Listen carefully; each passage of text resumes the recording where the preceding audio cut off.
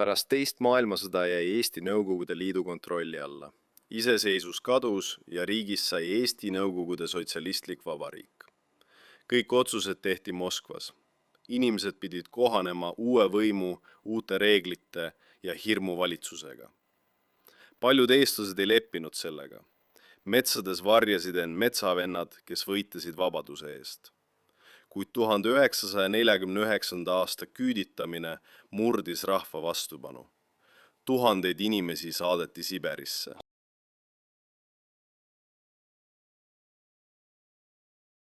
Nõukogude majandussüsteem oli käsumajandus.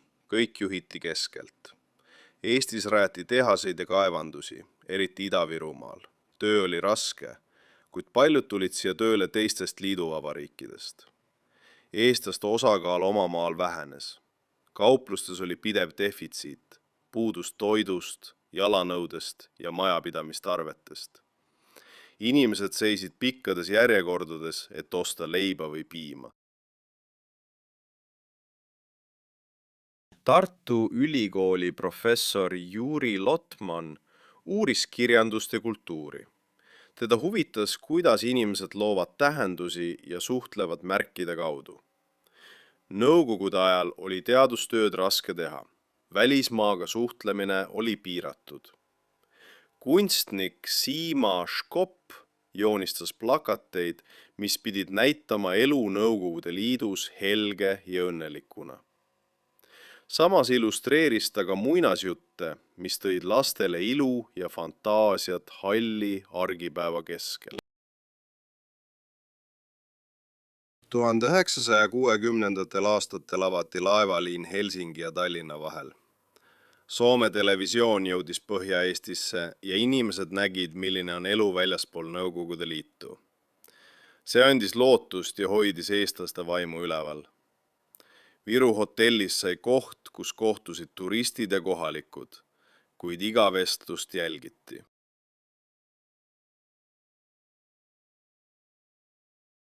Heino Lipp oli erakordne kergejõustiklane, kelle tulemused ületasid olümpiavõitjaid, kuid poliitiline süsteem ei lubanud tal välismaal võistelda. Teda peeti ebausaldusväärseks. Ta sündis Kiviõli lähedal ning juba noorena oli edukas odaviskaja, kuulitõukaja ning kümnevõistleja.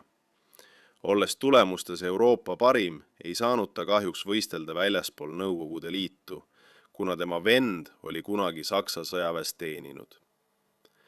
Alles 1992. aastal, kui toimusid olümpiamängud Barcelonas, sai Heino Lipp kanda Eesti riigi sinimustvalget lippu. Kuid siis oli ta juba 70 aastat vana. Nõukogude võim kasutas sporti enda kiitmiseks. Sportlased pidid näitama, kui õnnelik on Nõukogude rahvas.